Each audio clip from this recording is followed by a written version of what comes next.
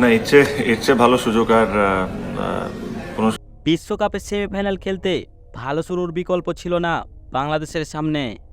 নাবিউলের প্রথম ওভারে 2 বাউন্ডারি মেরে সেটারই আভাস দিলেন লিটন কুমার দাস। তবে পরের ওভারে উল্টো চিত্র দেখালো তানজিদ হাসান তামিম। কেননা ফারুকীর বলে এফডব্লিউ হয়ে সাজঘরে ফিরেন মাত্র 0 রানেই। উল্লেখ্য আজকের ম্যাচটিতে 13 ওভারের মধ্যে জিততে পারলেই সেমিফাইনাল নিশ্চিত হতো টাইগারদের। কিন্তু এমন একটি গুরুত্বপূর্ণ ম্যাচে যে এমন করবে ভাবতেও পারেনি বাংলাদেশের ভক্তরা, এমনকি ভাবতে পারেনি তামিম ইকবাল নিজেও।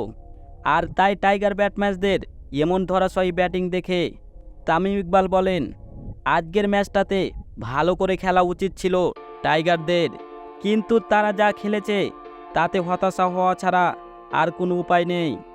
এছাড়া তামিম ইকবাল বলেন, নিজেরা সেমিফাইনাল খেলতে না পারলেও শেষ মুহূর্তে আফগানিস্তানকে সেমিফাইনাল খেলার সুযোগ করে দিয়েছে, এটাই ছিল ভালো লাগার মতো।